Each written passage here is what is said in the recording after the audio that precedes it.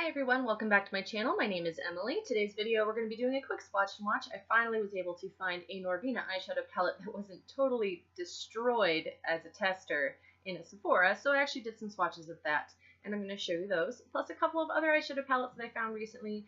Some of them are eerily similar, so let's get started with that. First up, we're looking at the ABH Norvina eyeshadow palette. I was really intrigued by this one because it looked like the Soft Glam, which looks pretty great, but with like purples in it, so it automatically is appealing to me.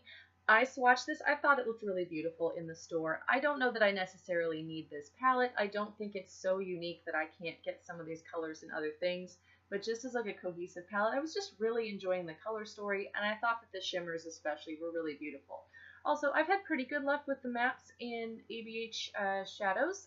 Not always the best. Sometimes the subculture is a little bit powdery, but overall, I really did like this palette, and I kind of would like to get it, although I'm just not sure if I'm going to pick it up right away. Next up is from Dominique Cosmetics. This is the Lemonade eyeshadow palette. I was not particularly familiar with this brand, but I think I heard something about how this was supposed to be at Ulta and then it switched over to Sephora at the last minute. So this is $42. You're going to get 10 different shades.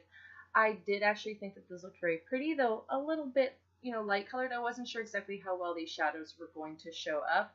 Also, when I compare it to something like the ABH, it's not nearly as many shadows, but it's a similar price. So I decided to find this in stores and swatch it, so here it is.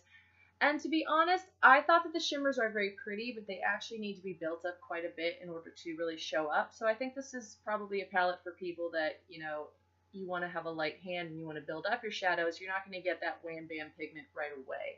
Also, I found that that purple shade is pretty similar to the one in the Norvina, so I wasn't feeling like this palette was offering me anything super exciting because that light green shade is really difficult actually to build up. That is the one on the bottom left. It is pretty, but I don't think that one's for me. Now, the next two palettes are both from Tarte, and the reason I bring these up is not because I'm particularly interested in buying these palettes. I'm not interested in buying anything from Tarte right now.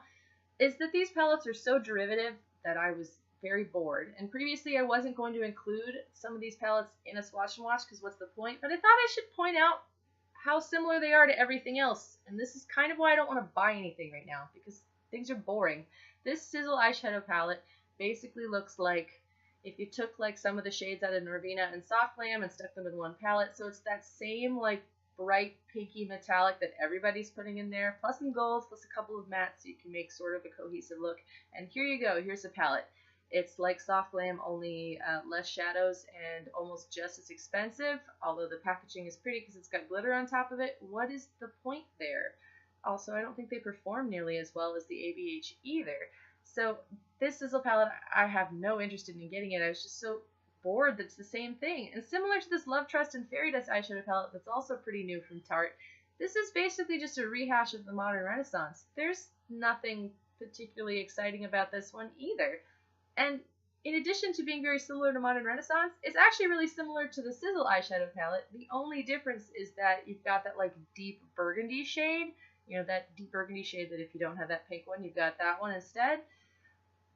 I just don't understand what they're thinking here. They're not trying to reinvent the wheel. They're not trying to do anything. And I apologize for the lighting on this. My camera kept wanting to focus on the faces in the background on the Tarte wall of makeup, so it was difficult to get the lighting to be good. So the lighting's a little different here, but you can see the shadows a bit more. Again, they're not even that exciting, and the burgundy's not very good, and I didn't feel like those mattes were particularly interesting. So this is sort of like just as an illustration that Tarte is super dropping the ball on all fronts. Not only are they terrible with their PR, but also their products are really boring and derivative. Oh, what I wouldn't give for a palette of nothing but blues and greens. It's all I'm really wanting, guys, but I'm not getting it. I'm just not getting it. Anyway, thank you so much for watching. If you're enjoying the content on this channel, please subscribe. If you got a suggestion for a video, you can put that in the comments down below. There'll be some more videos coming up this weekend, but I will be traveling over Labor Day, and I also have to work on Labor Day Monday, so be patient in the posting schedule. I hope you're all having a great night, and I will see you all soon. Bye!